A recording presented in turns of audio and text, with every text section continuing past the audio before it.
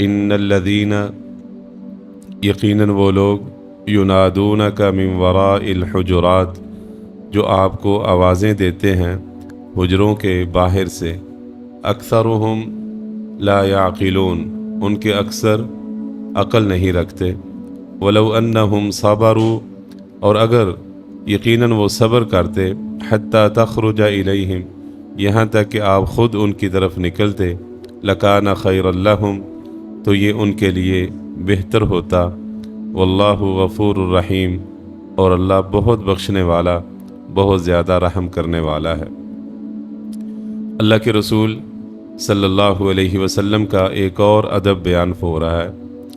जिस तरह आप सल्लल्लाहु अलैहि वसल्लम को बुलंद आवाज़ से पुकारना दुरुस्त नहीं है, आपकी आवाज़ से अपनी आवाज़ को बुलंद करना जायज़ नहीं है, इसी तरह आप सल्लल्लाहु अलैहि वसल्लम आराम कर रहे हों, आप सल्लल्लाहु अलैहि वसल्लम घर में हों,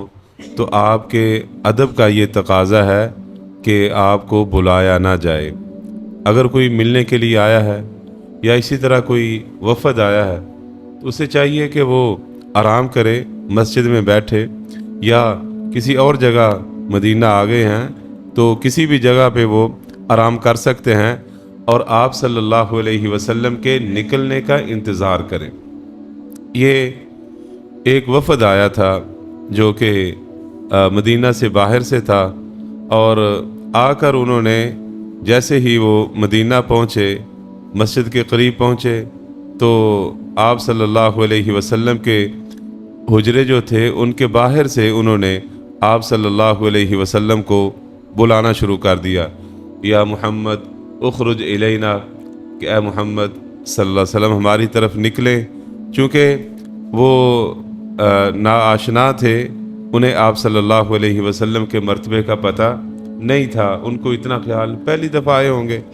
या शायद इस्लाम कबूल किया हो तो आपको मिलने के लिए आए होंगे, तो आप सल्लल्लाहु अलैहि वसल्लम का एहतराम, आपका अदब शायद उन्हें इसका अंदाज़ा नहीं था। तो उन्होंने आते ही आप सल्लल्लाहु अलैहि वसल्लम को आवाज़ें देना शुरू कर दी, जिस पर आप सल्लल्लाहु अलैहि वसल्लम तशरीफ़ ले आए। लेकिन अल्लाह जल्ला जलालुहु ने मुसलमानों को अदब सिखाया कि ये इंतहाई बेअदबी की बात है कि आप घर में हों, बुलंद आवाज़ से जनाब बाहर शोर करते हुए आप बाहर निकलो, फ़लाँ जी आओ हमारी बात सुनो, हम आपके इंतज़ार में हैं, हम फ़लाँ जगह से आए हैं, इस तरह की बातें दुरुस्त नहीं है, सब्र करना चाहिए था। अब आप किसी भी वक्त आए हैं, ज़ाहिर है आप सल्लल्लाहु अलैहि वसल्लम घर में तशरीफ़ फरमा थे ना, मसलन ज़ोहर असर के दरमियान आए हैं तो आपने ला महल्ला असर टाइम तो आना ही था,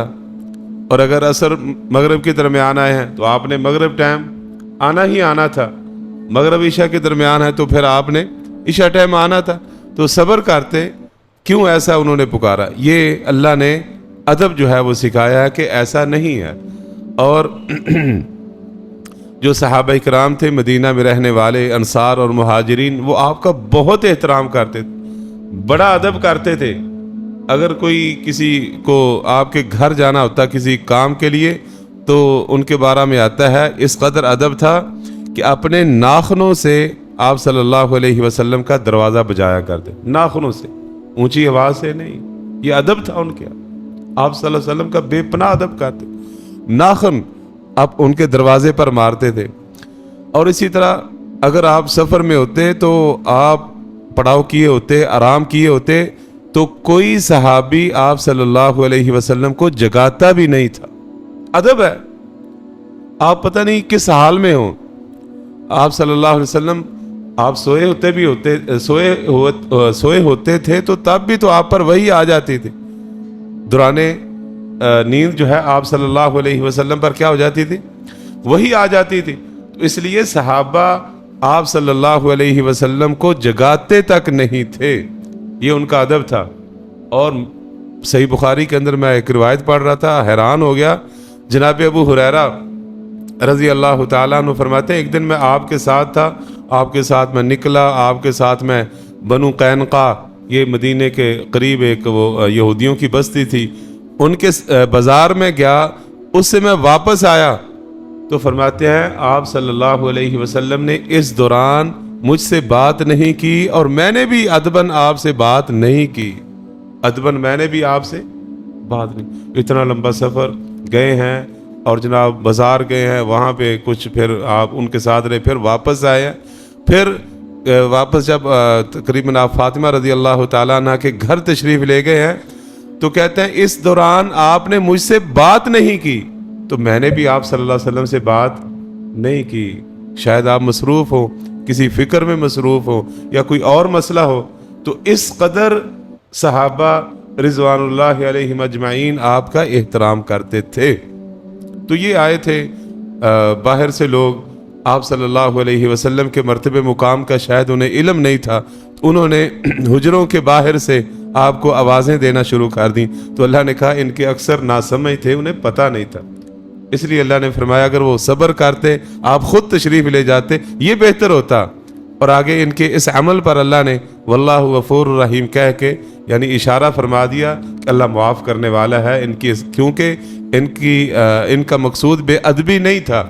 لا علمی تھا۔ کیا تھا؟ لا علمی میں ان سے ہوا ہے۔ تو حجروں کے باہر سے آپ صلی اللہ علیہ وسلم کے حجرے کیا تھے؟ اللہ اکبر، آپ کے جو حجرے تھے وہ 9 حجرے تھے۔ بیک وقت آپ صلی اللہ علیہ وسلم کی آپ صلی اللہ علیہ وسلم کے نکاح میں 9 بیویاں تھیں، آپ صلی اللہ علیہ وسلم کے 9 حجرے تھے۔ حجرے کہتے ہیں کہ چند فٹ پر مشتمل جو ہے ان کا صحن ہوتا تھا، اور چند فٹ پر ہی مشتمل آپ صلی اللہ علیہ وسلم کا اندر والا کمرہ ہوتا تھا۔ چھوٹے چھوٹے کمرے، چھوٹے چھوٹے صحن ہوتے تھے۔ جناب حسن رحمہ اللہ جلیل القدر تابعی ہیں، کہتے ہیں میں جناب عثمان رضی اللہ تعالی عنہ کے دور میں آپ صلی اللہ علیہ وسلم کے حجروں میں داخل ہو جایا کرتا تھا، اور اس قدر چھوٹے کمرے ہوتے تھے، چھت اس قدر نیچی ہوتی تھی کہ میرا ہاتھ چھت کو لگ جاتا تھا۔ اور جناب سعید بن مسیب رحمہ اللہ، یہ بھی سید التابعین ہیں، کہتے ہیں کہ جب ولید بن عبد الملک یہ جو خلیفہ تھے، کہتے ہیں ان کے دور میں جب مسجد نبوی کی توسیع ہوئی اور یہ حجرے آپ صلی اللہ علیہ وسلم کی ازواج مطہرات کے جو حجرے تھے ان کو مسجد میں شامل کیا گیا، تو فرماتے ہیں اس وقت اہل مدینہ بہت زیادہ روئے تھے، اہل مدینہ بہت زیادہ روئے تھے کہ آپ صلی اللہ علیہ وسلم کی یادگار، آپ صلی اللہ علیہ وسلم کے حجرے آج مسجد میں شامل کر لیے گئے، اور کہتے تھے کہ ہم پسند کرتے تھے کہ آپ کے حجرے باقی رہتے۔